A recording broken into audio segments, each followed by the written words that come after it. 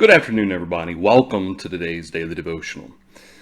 Our devotional today is going to come from actually two different articles, a combination of two different articles surrounding the advancing issue of using proper pronouns to address transgender and so forth.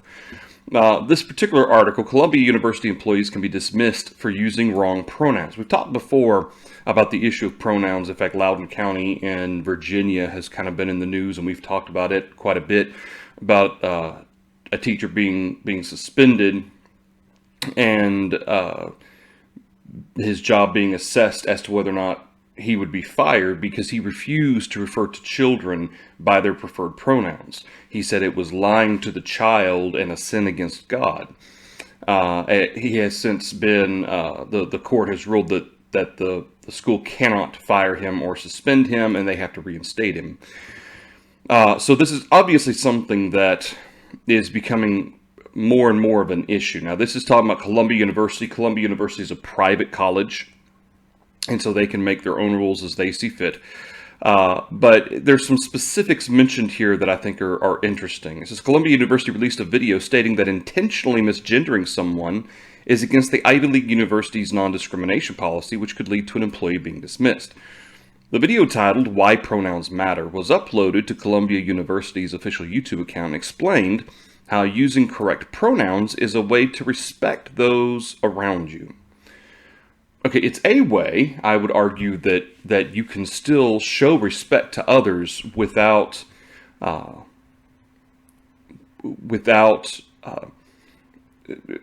in essence, teaching by example something that is wrong.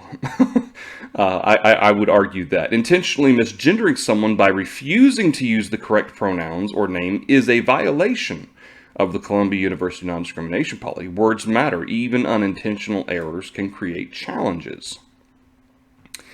Any violation of the non-discrimination policy can lead to punishments ranging from a formal warning all the way up to termination of employment. It talks about what disciplines may be what discipline may be included because of this, and there's some more of this as well. But it's important to keep the student's experience in mind because you don't want to inadvertently refer to someone by the wrong gender. Even unintentional errors can create challenges for students in the learning environment. I'm not sure why. Somebody refers to you by the wrong gender, get over it and move on. Big deal. What's important here? Be cognizant of the pronouns a student uses and always try to use them. And here's some of these I've never even heard of. She, her, he, him, they, them, they, them, ze, her, per, purse, I, am. I don't know what any of that means. Additionally, the video explained how someone may use multiple pronouns. If someone's pronouns are she, they, that's just a quicker way to indicate that a person uses she, hers, her, they, them, theirs pronouns. Therese Trump, an executive director for Speech First, told Fox News, this video showed why students should do their research before deciding between attending a public or private college. Mandating the use of pronouns is a form of compelled speech and a violation of students' First Amendment rights. From a law of the land perspective, I would agree with that. However, Columbia University is a private institution. It's not beholden to the Constitution the same way public universities are, and so forth, okay? So we know that teachers are facing this issue. We know that students who attend certain colleges are also facing this issue. That if you refer to a fellow student by the wrong pronoun, you can get in trouble, especially if you're doing it deliberately. So then the second one, yoga studies college professor orders students to use gender pronouns on assignments or grades take a hit. I will count this towards your grade, the professor says. So as best as I can tell, and I'm not going to read this whole article, but as best as I can tell, basically the professor is requiring each student, in addition to placing their name on the homework or assignments or whatever, to include their pronouns, presumably because so that the professor can appropriately acknowledge or use the right pronouns. And the articles, it's interesting, whatever, but the specific point that I want to bring up is here, this last paragraph of the article. And this is what this is part of an email that is included in why this teacher is doing this and why the school is supporting it and so forth. Using someone's correct personal pronouns is a way to respect them and create an inclusive environment, just as using a person's name can be a way to respect them, the article states. Just as it can be offensive or even harassing to make up a nickname for someone and call them that nickname against their will, it can be offensive or harassing to guess at someone's pronouns and refer to them using those pronouns if that is not how that person wants to be known. Or worse, actively choosing to ignore the pronouns someone has stated that they go by could imply the oppressive notion that intersex, transgender, non-binary, and gender non-conforming people do not or should not exist. Now, to me, that is basically you're defining for all people who aren't trying to be disrespectful of anyone, who simply have a conscience issue regarding God's word, which teaches that there are two genders. There is neither no gender nor more than two genders. It's either male or female. You can't be both, you can't be neither, and you can't be one and then turn into another. Actively choosing to ignore, or in the case of, say, a Christian who says I'm sorry, but I'm not going to refer to you as that, or at least to myself, I'm not going to refer to that person as that, because they're not a he, they're a she. Maybe I can get around it by simply using their name, instead of actually using any pronouns, just use their name. What's ironic, though, is that has been tried, and those who are being referred to by name insist on being referred to using their gender pronouns. Stop calling me by my name and use my gender pronoun, as if it's an effort to make a person acknowledge that they are what they think they are. Instead of being a boy, they think they're a girl, and so you have to call me she, her, or whatever, and I want you to basically validate me by using my pronouns. Don't call me by my name. Use my pronouns. Or worse, actively choosing to ignore the pronouns. Again, ignore has a negative connotation to it. Someone has stated they go by could imply the oppressive notion, notice how this is being defined here, that the idea that transgender, intersex, non-binary, gender non-conforming people do not or should not exist, that's an oppressive notion. That is an oppressive notion. So the conviction and the conscientiousness of a Christian who reads the Bible and recognizes that God does not account for non-binary or transgender or gender non-conforming or intersex, that is an oppressive notion. And this to me is the part that to me really stood out, that this is the issue here. And so individuals who are choosing for religious purposes to simply refer to these individuals by their name instead of a pronoun, or refusing at the very least to acknowledge these chosen pronouns, they are basically being oppressive. Even though these individuals, transgender, non-binary, gender non-conforming, and so forth, are seeking to basically try to bend a person's conscience or religious conviction to submit to their personal idea of what they are. And to me, it's just it just goes to show once again that this is a situation that, at least for now, is not going away. And secondly, that I think this is going to become more and more prevalent. And God forbid that we get to a point in our society where people can or will be sued, or obviously jobs, at least in terms of teachers' jobs, are currently being are in the news right now because of this. But individual jobs, especially government jobs may get to that point. They may already, I don't know. I haven't read anything about that. But jobs just in general, workplaces may require you to use certain gender pronouns. But what about civil lawsuits? Okay, my neighbor refuses to call me by my preferred pronouns. So it's that's kind of a looking forward down worst case scenario type of thing. But it can get to a point where ultimately the bottom line is you can't accommodate everybody's beliefs. Okay, I don't believe you can accommodate everybody. You can't regulate everybody's beliefs either. In order to support one section of people, you're going to end up being oppressive against another set of people.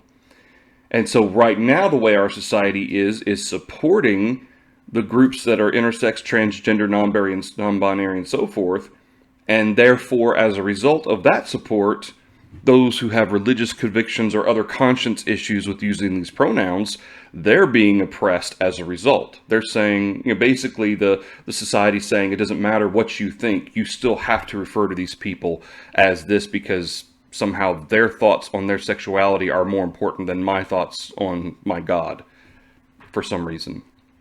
But having said all of that, let's look at what Peter says to the saints. And again, this is in context of persecution. And even though what's being described in these articles isn't the same extent or extreme parts of concept of persecution, such as beatings and being killed, being thrown in prison, it's not too far of a stretch if our society insists on continuing down this path and then punishing anyone who refuses to submit to it.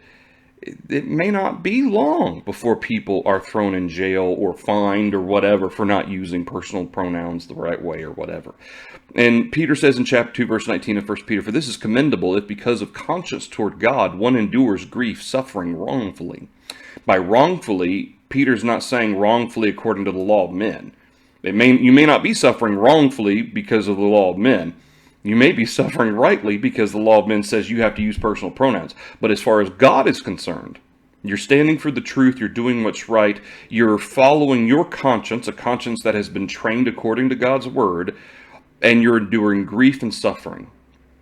When you shouldn't be. It's not like, especially given the fact that, and I hope that those who consider themselves Christians are not being militant or hostile in this. I think we can go about this in a loving way. Ephesians 4, we're supposed to speak the truth in love. We're to be prepared to give a defense for the reason of the hope that is in us with meekness and fear. So certainly having a militant or hostile attitude is not going to be conducive to helping society to understand where we're coming from. But the point is that as we go through these trials, and again, these are trials. Okay, these are the types of trials we're facing, at least in America, and our current point in time. These are trials that we're facing, and I know at least at our congregation we have several teachers, either both individuals who have retired from teaching or people who are currently teaching in schools. At least right now in Texas, this isn't an issue, and it may never be, given it's Texas. But in other parts of the country, I'm sure that there are Christian individuals who are teachers in elementary, middle, high schools, maybe even college, who are having to deal with this particular issue. And maybe they are enduring grief and suffering wrongfully. For what credit is it if when you're beaten for your faults you take it patiently? But when you do good and suffer, if you take it patiently, this is commendable before God. And the point that he's making, obviously, again, talking about the extreme element of persecution of beating here, if you're beaten for your faults, in other words, if you do something wrong, and again, not just wrong because society calls us wrong, but wrong because it is wrong, and you're beaten for it, okay, that you got what you deserved. But when you do good and suffer, you stand up for the truth, you stand up for what's right, you're being kind, you're being loving, and you still suffer, it is commendable before God. For to this you were called, because Christ also suffered for us, leaving us an example that you should follow his steps. Peter brings up the example of Jesus and Jesus' willingness to suffer at the hands of the very people he was trying to save, and in some cases did save on the day of Pentecost and so forth, those who put Christ to death. He, at the same time, he suffered for us. He left us an example, who committed no sin, nor was deceit found in his mouth. When he was reviled, did not revile in return. When he suffered, he did not threaten, but committed himself to him who judges righteously. Compared to society, or even in some cases man's laws, which are unrighteous or unrighteously judged at least, God judges righteously. And all of these things are going to be dealt with one day. The injustice, the suffering, the issues that we may face in this life, it's all going to come out one day, and it's all going to be dealt with by Jesus at the judgment seat. He's going to be sitting in the judgment seat, and we're going to have to give an answer. And so I think it's important that we remember and keep into perspective that this is not really anything new. I know that sometimes, especially given how things have been, particularly in America, but for that matter in the world, it seems as though things have really gone downhill from a moral perspective or moral tolerant perspective. But the fact of the matter is, this is not really new. Okay, it takes on new forms, it takes on new presentation. It gets fluffed up with technology and with kind of centered around specific, unique, recent events and so forth. But in the end, these are not new issues. People of faith have had to deal with homosexuality. They've had to deal with, I don't even know, maybe transgender's been around a lot longer than maybe people think. Certainly homosexuality has. And other sinful issues in societies in the past. And you think about Lot, who lived in Sodom and Gomorrah. He stood for the truth. We're told by Peter that he was a righteous man. He was a just man. And his soul was vexed hearing and seeing the wicked deeds that those people did. And so it's not like we're the only ones, or that this is a new experience for Christians or faithful people to have to deal with a society where they seem to keep pushing the envelope in terms of who's going to tolerate what. But we simply have to continue to commit ourselves to, first of all, to God and to trusting in Him. And second of all, to also keeping a mind of a servant. It would be very easy to become angry, to become hostile and hating, hateful. And yet, as Peter brings up, when he was reviled, he did not revile in return. When he suffered, he did not threaten. And I think that's a very important point, especially for people who claim to be religious, who claim to be Christians, who claim to stand for the truth. We have to follow that up with how we act, with how the type of mindset and character that we have in dealing with other people. Again, speaking the truth in love. Now, can the truth be harsh? Yeah, the truth can be harsh. Will the truth offend people, no matter maybe what tact we take or how diplomatic we are? Yeah, it's going to offend people because it's God's word and it's going to offend people. That's just the way it is. But we can do the best we can to keep ourselves and our egos and our pride out of it, because it's not about us. It's about God and it's about God's word. And if people don't want to hear it, it's not us they're rejecting, as we see time and time again example of this in the Bible. It's God they're rejecting. And so if we end up having to suffer for that rejection, then so be it. All right, that's the daily devotional for you today. Tomorrow, Lord willing, we'll have our next daily devotional at 6:30. Hope to see you all then. Thanks, everybody.